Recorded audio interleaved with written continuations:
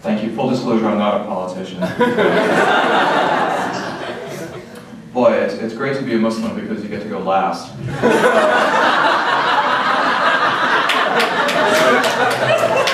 Which means that others have come before you to warm up the room, and you get to simply stand on the shoulders of giants. Assalamu alaikum, shalom aleichem, peace and blessings be unto all of you. Namaskar, Shanti, Sastikali, and if I left anyone out, I'm sorry, that's all I know. Thank you again to the Niagara Foundation. Thank you, Reverend Deborah, for opening and unlocking the doors both to your heart and to your church being here. And I want to thank all the volunteers, and especially the cooks, for a really blessed meal.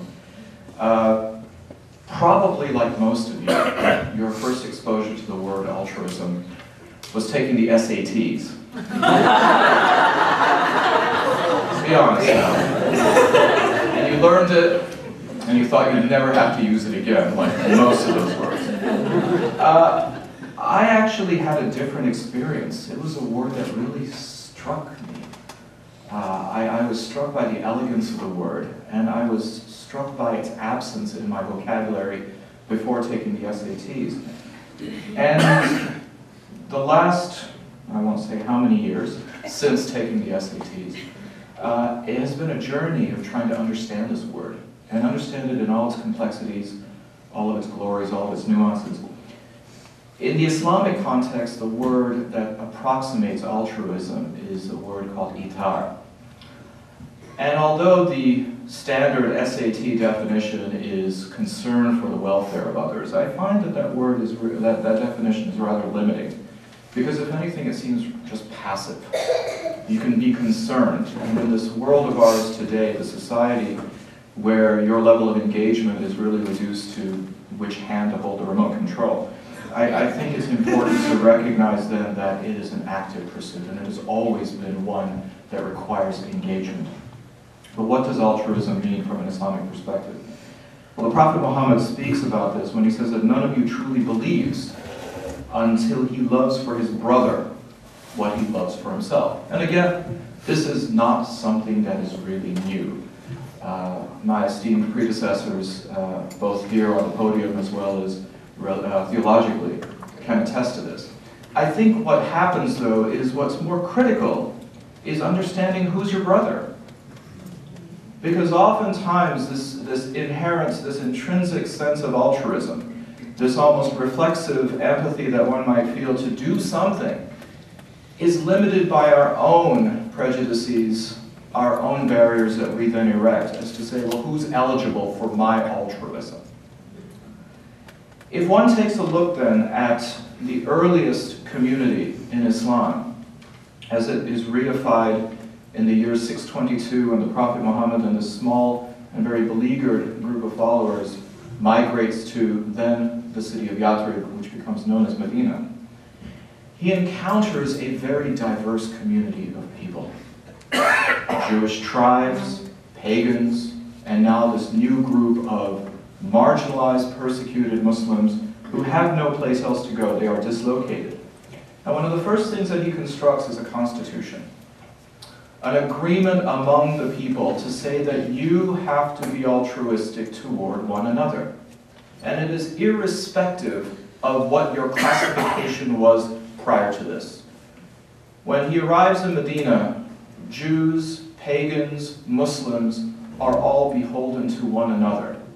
And you then are stripped of just these identity markers of saying, well, these are my limits. My altruism goes to my brother who happens to be my community member in a very limited sense. By no means will you attain righteousness unless you spend of that which you love, is a Quranic injunction. The understanding that we often have to sometimes give until it hurts is very much recognized that the test that is put to you by your Creator is to test you with that which you love the most. If it is money, you will be tested with this. If it is your knowledge, it will be tested with this. If it is your time and your energy, you will be tested with this.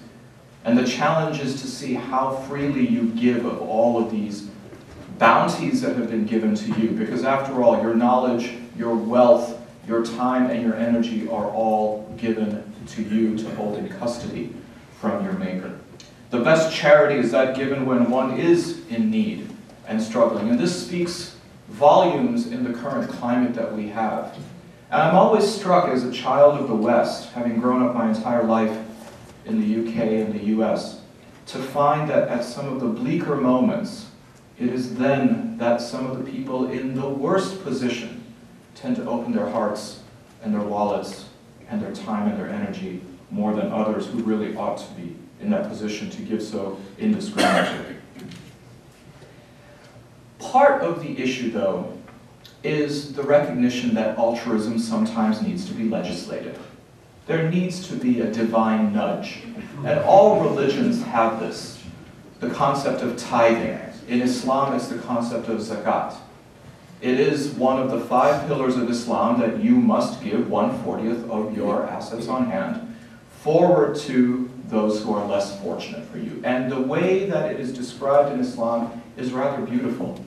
It means it is a mechanism to cleanse your wealth. It creates then an ethos for altruism that extends not just for the monetary. There's this wonderful notion of being an entrepreneur. And entrepreneurs generally are considered to be those who work in the commercial or in the financial sectors of society. But there are social entrepreneurs, those who give freely, those who give shamelessly sometimes, effortlessly if one can, to then provide of themselves to the broader society. Well then, what about this dilemma about altruism seemingly being a selfless act? And the dangers that we have of being considered a selfish person. Is there really any act that can be considered fully selfless? And oftentimes people feel a sense of anxiety to even engage in altruism if they feel that it may be tainted with this notion of selfish. Am I really doing it for just the sake of doing it for somebody else? What's in it for me? And the answer to this, I think, is quite simple. There's an expectation and a promise of divine reward for altruism. That's why people who are driven, motivated by their faith, by their commitment to religion and to their relationship with their Creator, know that this relationship is there, that there is a spiritual benefit, a spiritual reward, if not in this life, then in the hereafter, that awaits them. But this selfishness has to be qualified, because it's a selfishness that is forged in the crucible of selflessness. Because the selfishness is only based on your relationship or your contract with your Creator. The act of altruism in which you are engaged to help your fellow brother or sister is the selflessness part. So one need not fear or have an anxiety that they are perhaps engaging in something hypocritical or contradictory or inconsistent when they reach out with their concern for others and act upon it. The selfishness is there. The reward, the incentive for that, the profit motive, is between you and your Creator. And that sanctifies then the selflessness that you can engage with freely and frequently with your fellow human being. And the reason why Islam recognizes this is because Islam provides a balance of relationships and contracts. There's a relationship between the individual and his or her Maker, and there's a relationship between the individual and the community. And both God and the community have a right over you. And so when one understands that this is not simply a vertical imperative between the individual and the Creator, that there's also a horizontal access between the individual and the community, this then helps understand the full complexity and clarity of altruism. The highest form of altruism, though, is when it becomes reflexive, when it becomes second nature, when people don't get out their calculators, or in the old days when we used to have them on our watches, to figure out what is the spiritual reward that awaits us. The highest form of altruism is when you reflexively act without a regard for what awaits you in your relationship with your Creator, but simply because it either pleases Him and/or that it is the right thing to do. And as a result of that, we have to understand how it ties into compassion. True compassion doesn't react or depend upon your reaction to act reflexively. All too often, when we see an image that we have then an impulse to respond, we have constructed barriers as to what or who that person is in need and whether or not to engage with that person. True altruism is actually the reaction to the need itself, not what or who the person is. And so I'd like to leave you then with a request in this highly technological world of ours, that when it comes to altruism, the real solution is to turn off your Google alerts.